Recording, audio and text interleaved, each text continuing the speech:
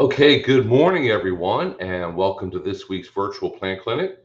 My name is Bill Lester. I'm with University of Florida Extension in Hernando County, and I am here all by myself today. My regular co-host, Lily Browning, is busy today teaching a large group of children at her office, so she has her hands full with something else, basically. And I have a number of things scheduled very shortly here. So today's plant clinic is going to be a fairly short one. We're going to wrap it up by about 10:25 today. So if you have any burning lawn and garden or vegetable garden questions, please go ahead and put your questions in the chat soon so that we can get all of them answered before we have to sign off for today. Um, Let me see. I see that we have a few people on here. And let me go ahead and remind everybody that if you go to Hernando Extension, all one word.com, you can see a full listing of all of our upcoming classes. We are still doing most of our classes virtually right now, either through Zoom. We're going to start doing a lot more programming on Facebook Live. We do have some in-person activities. We have Lily has rain barrel classes. We have compost bin classes. So go ahead and go to hernandoextension.com and check out everything that we have coming on. And we have some of our regular viewers on here. Good morning, Bassam. And good morning, Buddy from up in the Panhandle. And good morning, Lee. Boy, we have the entire state covered pretty much already here. So I did get an email last night from one of our viewers. And let me go ahead and share what he sent me. He sent me a picture and a question. So this is something that we can talk about. There we go. Hopefully you can see this picture here that Bill Camillo sent. And he said he has a problem with his landscaping. He's in a newer home, and in this little section here in the planter bed, kind of tucked between the sidewalk and the side of the house and the garage door, he wants to plant something there that's going to get fairly tall and look attractive. And he had a gardenia planted there, and it died. It did not do very well. So let's talk about, for starters, why a gardenia is probably not the best plant to put in that exact spot. If this is a newer home, in a lot of new home construction, when they build the house and bring in the fill dirt and create the flower beds and put the landscaping plants in, a lot of times they'll use fill dirt, and it tends to be pretty alkaline, which is a pretty high pH. And in a spot like this, if you have a house with stucco on the outside, one of the components of stucco is calcium carbonate, which is lime. So over time, in the long run, over the years, every time it rains, it's going to wash very tiny amounts of calcium carbonate back into the soil. So planter beds tucked right up against your house, if you have a stucco walls, tend to be very alkaline and high pH. And gardenias need, number one, acidic soil or a low pH, and they also need partial shade. And Bill said in his email that this spot is very sunny for at least half of the day, and it's obviously tucked in a very tight spot there. And I'm not sure what kind of soil that planter bed has in it. So a gardenia is not going to be a good choice for a spot right up against your house. The same goes for azaleas. We get phone calls and emails from people who have azaleas tucked in a planter bed right up against their house. And if that soil is not naturally acidic, azaleas are not going to do well, and gardenias are not going to do well long term. So what would do pretty well there?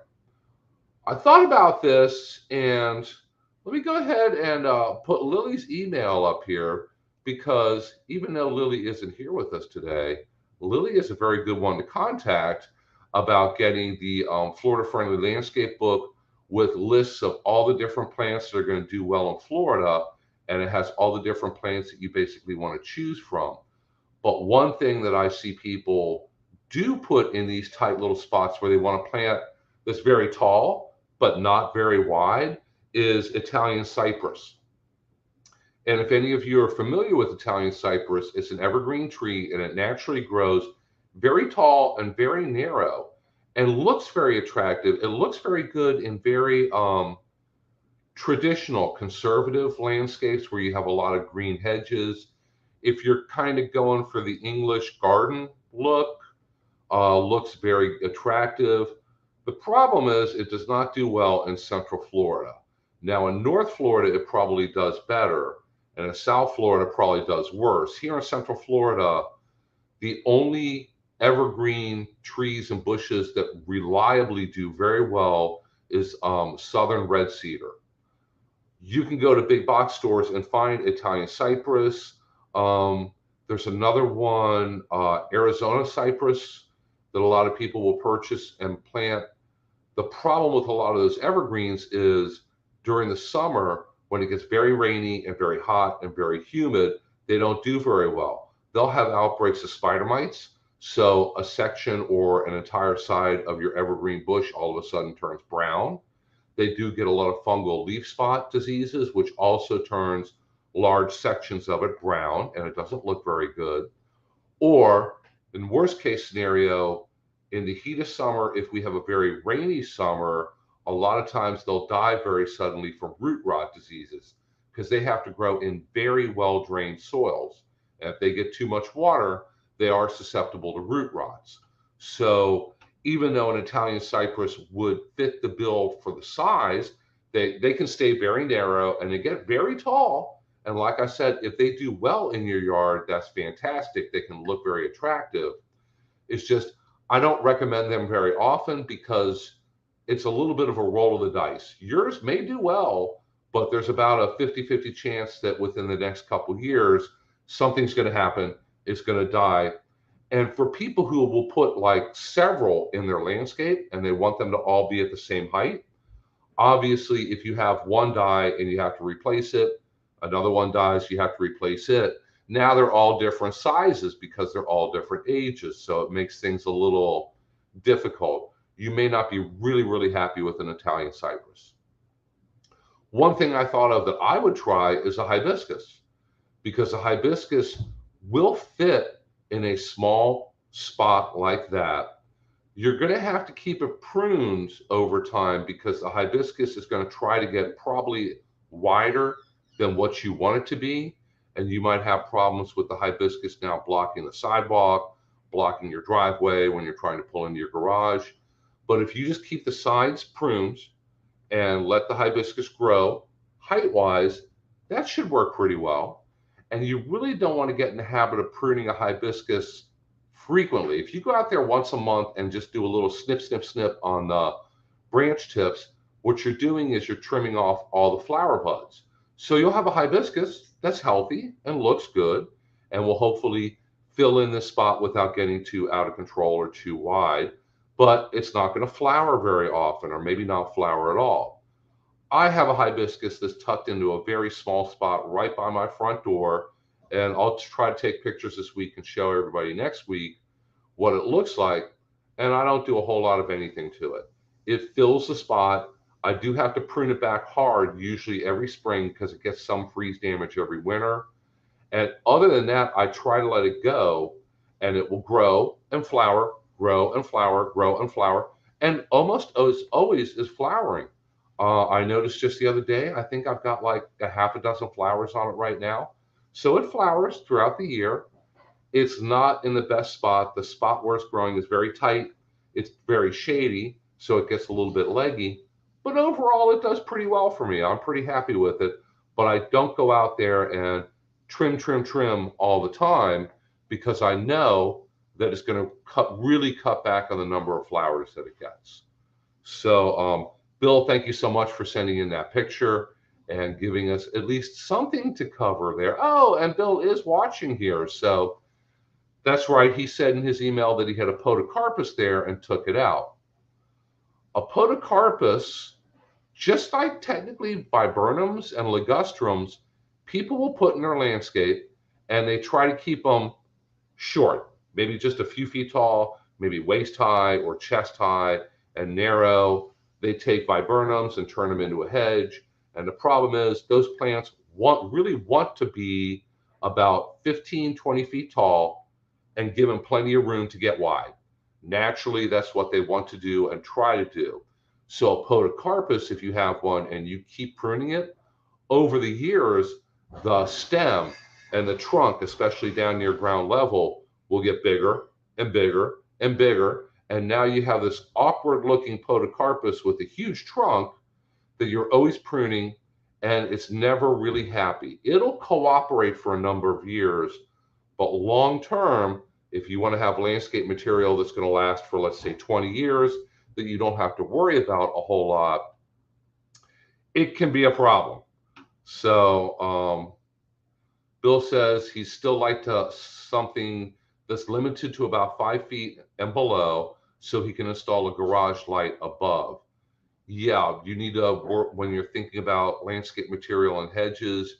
You need to plan it where it's not blocking lights, where it's not setting off your outdoor lights. The ones with the sensors on it, we installed lights in the backyard and also on the side yard with the sensor on it.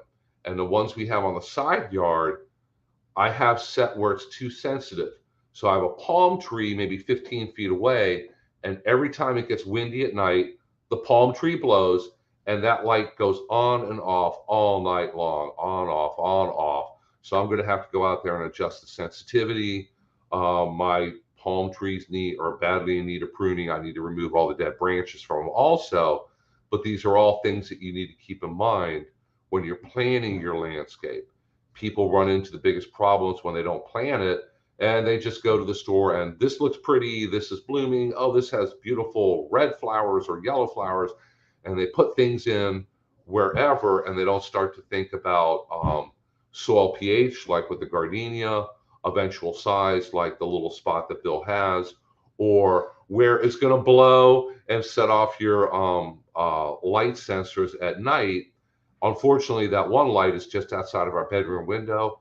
All night long, the light's going on and off and on and off and on and off. So that's something that I have to work on. Even I don't put enough time into planning.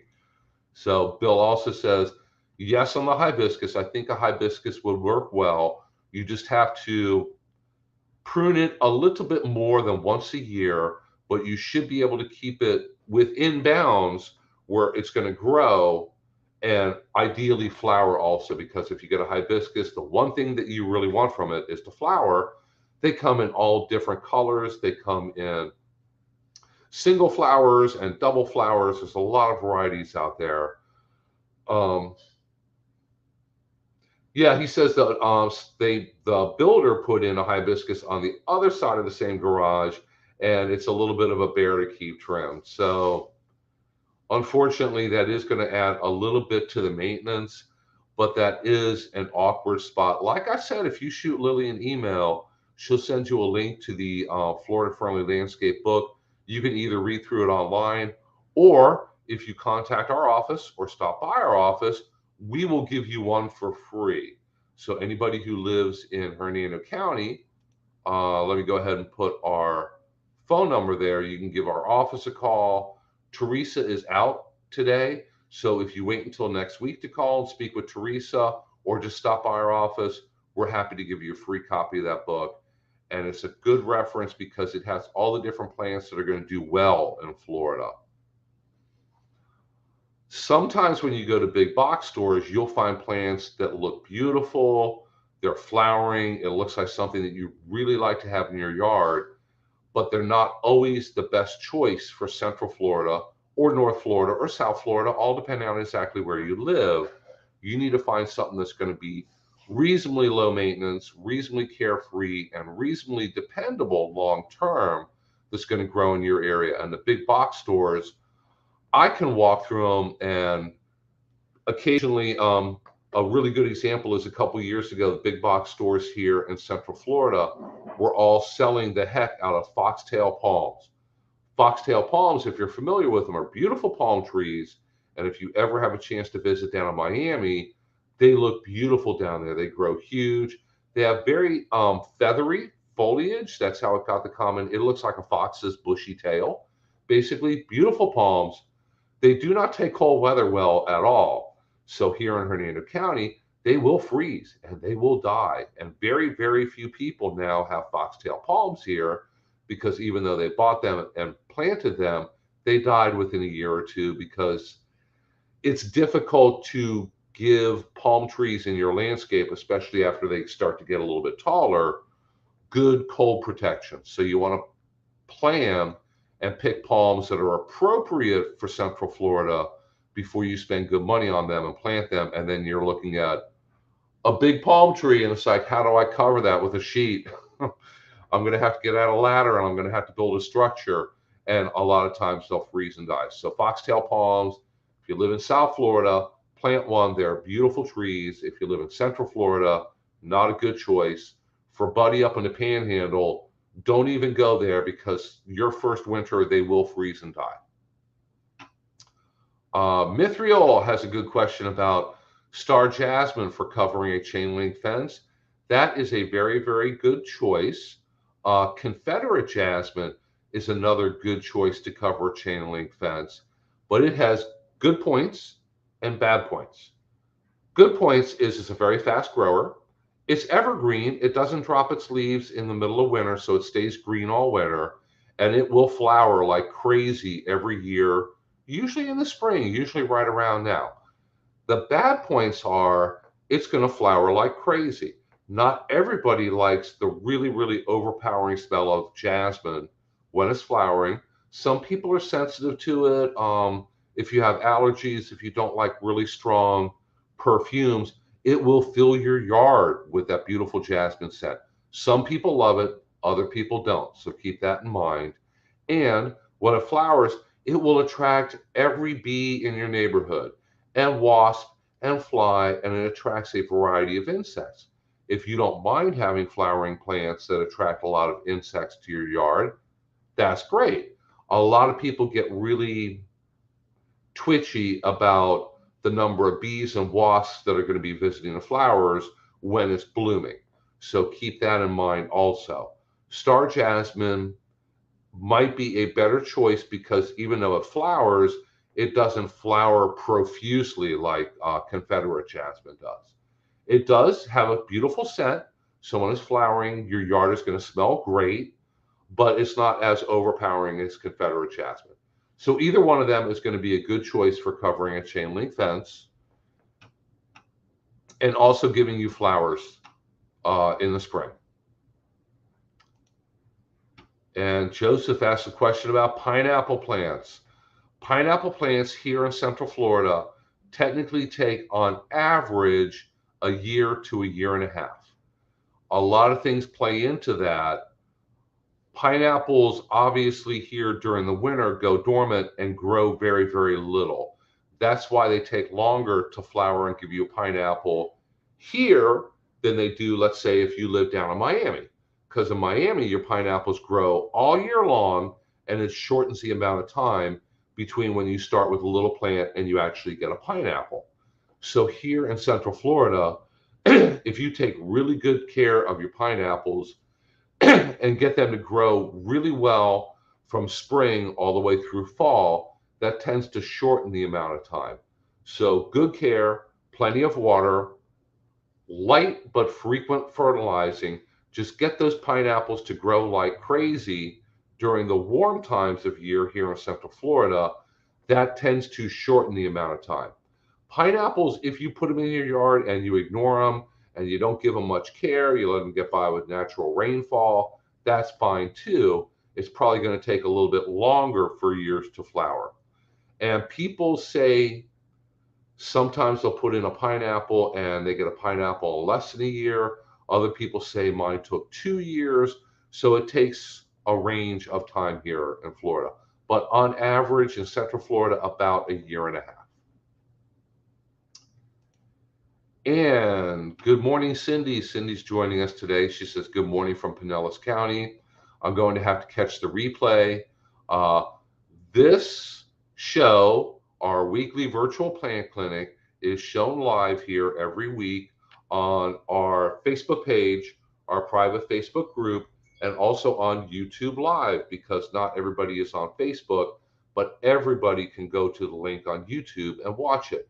And the nice thing about this platform is on all three, they're recorded and saved. So you can go back and watch on any one of those three things, our Facebook page, Facebook group, or YouTube, the recording. So I know I've gotten some really nice emails just recently from people who watch the replays and really appreciate the clinic, and Lily and myself and our guests being here to answer your questions.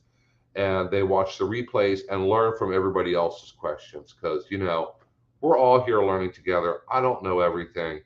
And a lot of times when you guys ask questions, I'm like, I don't really know the answer to that one, but I'll look it up and I'll learn the answer to it. And we're all going to learn together. So, oh, Cindy's in the emergency room with her neighbor, so she's just going to watch the subtitles for now. That's another really nice benefit of on YouTube and on Facebook. They do have subtitles. I believe when we do this on our Facebook page, the subtitles do work live. I'm going to have to check that. Let me try checking that on my phone here real quick and make sure that I'm live. Yes, I see myself live here on my phone, and it looks like the subtitles are working. So that's great. That's another really great benefit of both Facebook and YouTube. They make it very easy to have subtitles for people who may not want to be, if you're in a waiting room or in a meeting or stuff. Not that we encourage people to be watching us during an important work meeting, but if you're not able to turn the volume on and listen, you're still able to read and learn also. And Mithril says, thank you for the Jasmine advice. And she says she plants for pollinators. I tell you what, Confederate jasmine will grow like a weed. It will cover your chain link fence. And when the weather during the winter is just right, and the Confederate jasmine is very happy in the spring, and it got enough cold weather, it got enough water, they will flower like crazy. And you will have every flying insect and flying pollinator in your neighborhood in your yard. So for anybody who's a part-time photographer, it's a great opportunity to just be able to walk out in your front yard and take huge numbers of pictures of all the different bees, wasps, and everything else that's out there. Not everybody likes wasps for some reason. I know my wife really hates them, and they make me a little bit nervous too. But wasps are very important pollinators, and they're a very important part of the natural environment also. So Cindy says, yes, she's reading our closed captioning on Facebook. And Mithril says that she gets the closed captioning on the live conversation also. So that's great. That's very important. We want everybody to be able to join in and listen and learn. Hopefully everybody learns at least a little something every week. We're going to start, and I need to find some time in the next week or two to put together a little short survey to find out if all of our regular viewers have learned something and what you've learned. So that's coming up. So we're going to put you guys to work a little bit and have you answer a really short survey. I'm a big believer in short surveys. I don't make the 14-page surveys. So let's go ahead and turn that off. So guys, if y'all have any questions, wow, time really flies. It looks like my time is kind of coming to an end here very shortly. If you have any last minute questions, please go ahead and put them in the chat, and let me scroll down to my email. The best way to get a hold of me is definitely through email. And if you ever have a lawn and garden question, if you send me a bunch of pictures, I can almost always answer them from the pictures. If I can't, I'll email you back and tell me, can you send me some more pictures? Or this is something really tricky. I'm going to have to come out there and actually see it in person. But 9 times out of 10, when people email me about, can you come and look at my palm tree or bush or whatever it might be, and I've gotten all of them this past week, if you send a lot of pictures, 9 times out of 10, we can identify from that. And the nice thing about email is if I don't have the answer, I share it with Lily. And if she doesn't know the answer, we work with a lot of other people in Extension, and we'll send it to a bunch of people. And invariably, at least somebody knows the answer to that question and will be able to help us figure out what it is, and then we'll get back with you with an answer. So email is great for being able to answer questions. I've had a few people where I told them that, and they said, okay, I have something that's eating my plants, and I don't know what it is, and I'll send you something. And they'll send me a little short, like 10 or 15-second video. Videos are even better than pictures, although a combination of pictures and little short videos are definitely going to work the best. And from that, we're going to be able to figure out what it is. We have a huge amount of resources here with the University of Florida. I work with a lot of really, really smart people and experts on every plant and lawn and garden and landscape plant expert imaginable. And when I send it off to them, they get right back with me with an answer on it. I got a few pictures just yesterday afternoon of a great big wasp that somebody had killed on their back patio, and they were wondering what it is. They said, is this a murder hornet? So I guess we're getting to that time of year where everybody has murder hornet phobia, and every large bee or wasp they see, they're afraid that it's a murder hornet. If you think you might have a problem with a murder hornet, take pictures, send us the pictures. We can identify it very easily that way. And so far, there have not been any murder hornets found in Florida at all. They've only been found in Washington State, I believe. They may have found one in California, but don't quote me on that. I'm pretty sure the only place where they've been definitely identified is Washington State. We always want to be on the lookout for them, but they sent me pictures. And I wasn't really sure off the top of my head.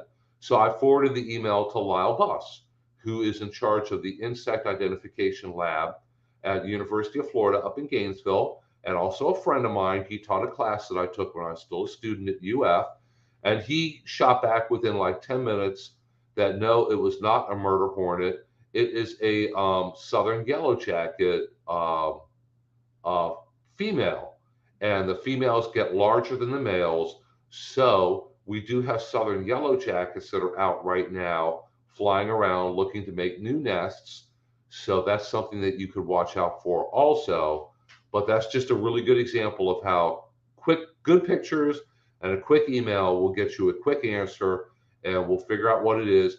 And if you're the fortunate or unfortunate person who may end up with an actual murder hornet in your yard, we want to know about that. And we'll be able to forward your pictures on to the appropriate people with the state of Florida to look into it a little bit deeper. But it looks like it's pretty much that time for me to wrap it up here.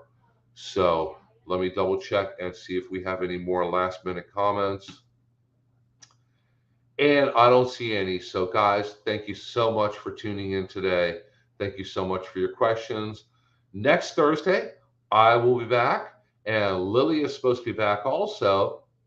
And I think I'm going to try to find a guest to join in. We haven't had a guest on here for a while. So we need to have a guest on here for you to ask all your really, really hard questions to. So save up those hard questions this coming week. Write them down. Take pictures. And we'll be back with you again next week. So until next Thursday, thank you so much for joining in. And we'll see you then. Have a great week. Thanks again. Bye.